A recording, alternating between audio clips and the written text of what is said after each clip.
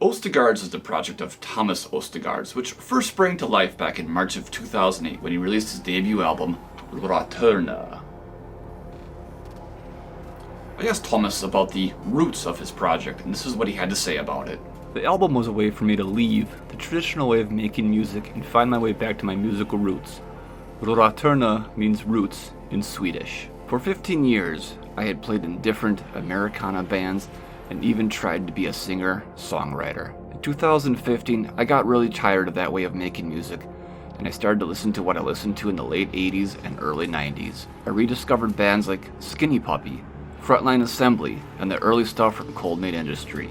And I really liked the uncompromised and free way of making music. So I bought a couple of synths and started to mess around. So you can say that Rötterna is about leaving tradition and to do whatever the hell you want. A kind of anarchistic musical revolution. So what about the cover artwork then? When I first saw the cover to Rötterna, it really struck me as being something special right from the get-go, and it seemed really unique for the dark ambient scene. And what exactly is that liquid dripping from his head? The cover artwork is, in a way, meant to symbolize that you uncover from the tradition you're stuck in and set yourself free.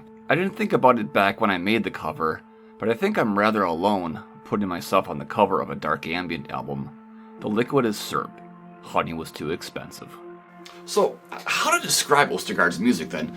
Well, to me, I would say it is a mixture of cold, bleak, dark ambient intermingled with minimal noise, industrial characteristics, and in a lot of ways it really brings me back to those Cold Meat Industry records which Thomas said he was influenced by. And I think once you listen to this record, you're going to realize real quickly that he nailed that classic sound. The songs have a dystopian, post-apocalyptic feel to them while not necessarily making that theme obvious, but when I listen to this record, and pretty much every time I listen to this record, it really brings to mind this bleak cityscape that is on that verge of ruin or has already reached a point of ruin, and this is sort of like the sound resonating from the city after it has been destroyed by this post-apocalyptic event. There's sampled voices in the background which sort of add this harrowing sort of effect to the music, which, at least in my mind, I was really able to picture like this city, ready to implode, or a city that already has exploded, and, it's just the upheaval of society, as I like to say, and, things have just come to ruin, and it's really easy to picture this post-apocalyptic event, or this just chaos in the city, and just everything coming unglued, and it's really immense, and it's cinematic, but it's not obviously cinematic, I guess, if that makes sense. I mean, there's not like a great deal of field recordings, or there's no spoken narration or anything like that, and it's just really interesting, and it kind of reminds me of 2020.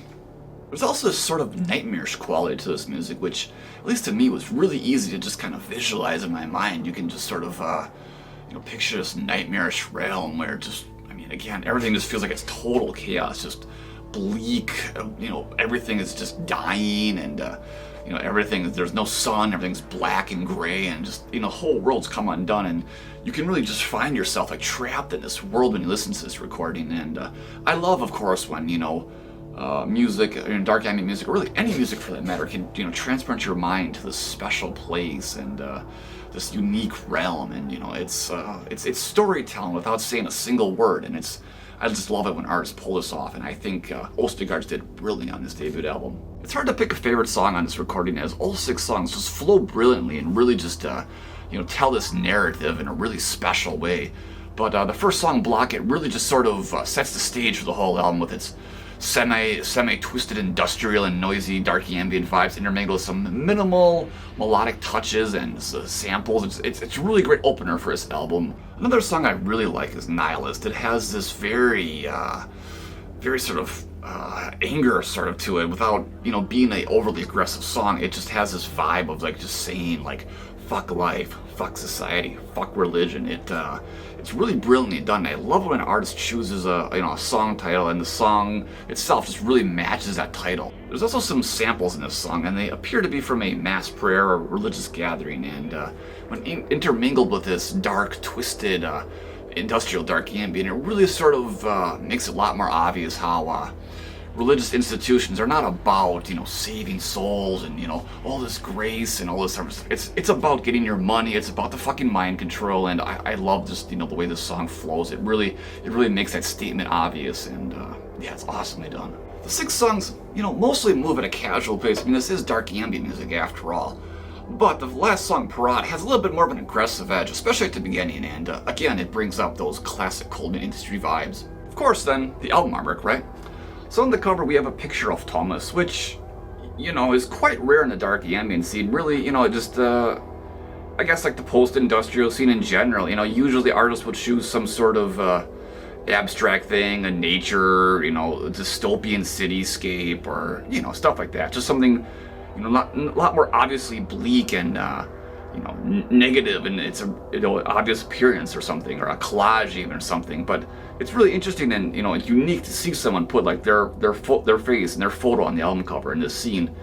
And of course, it's a very striking photo. The look on Thomas's face, and of course the syrup on his head. It really symbolizes something special and different, and it's great. It really makes you wonder, like, the catharsis that he went through to come to create this music, and going through all of this all these feelings and everything to get to this point, and to finally release music. He always wanted to release something that really means a lot to him, whereas I think and based off what I've kind of read and what he's told me, is I think like doing the other music that he did, the Americana music that he mentioned, is wasn't very close to his heart. It was just something he was doing because he kind of liked it, but it wasn't like truly what he wanted to do. And I think when he finally started Ostergaards, it was his chance to really just do that music that he's held inside for a really long time, and this album really shows that.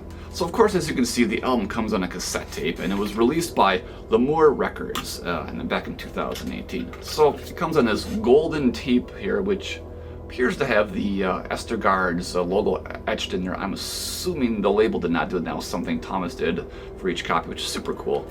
And it's just it's a blank tape. Otherwise, it doesn't have any print on it. So it's a really cool little extra that he, put that little extra touch to each copy. And then the inside of the booklet has just another picture of Thomas, just this really menacing glare, and just really aggressive, just really intimidating, and just again really just sets the stage for the music and what to anticipate. And then on the other side here we have, of course, a little recording information and the track listing over here. So super cool stuff, and for a tape release, and I really like the layout. It's really cool looking, and again, I always say, if you can pick up physical copies, it's definitely worth it, because it's when you get cool stuff, cool artwork like this, it's definitely worth it. Since releasing Rötterna, Ostergaards has released the Malnir EP, the Molokian 12-inch vinyl, which you can see on my turntable here, and earlier this year he released the Borrowed Time compilation, a collection of obscurities. Thomas has also performed live a few times, and he's also been known to put on some pretty interesting improv sessions on his YouTube channel. Definitely worth checking out. Well, that'll about do it for this episode of the Inner Sanctum. I gotta thank you guys as always for joining me here. If you get a chance, definitely check out Ostergaards. I think you'll really like it, especially if you're into just really dystopian dark ambient with those industrial and minimal noise qualities. This is really great stuff, cinematic and soundtrackish, and just brilliant stuff. And quite honestly, everything this man has released is really great stuff, so you can't go wrong. Check out his Bandcamp site and pick it up soon. Alright, see you next time.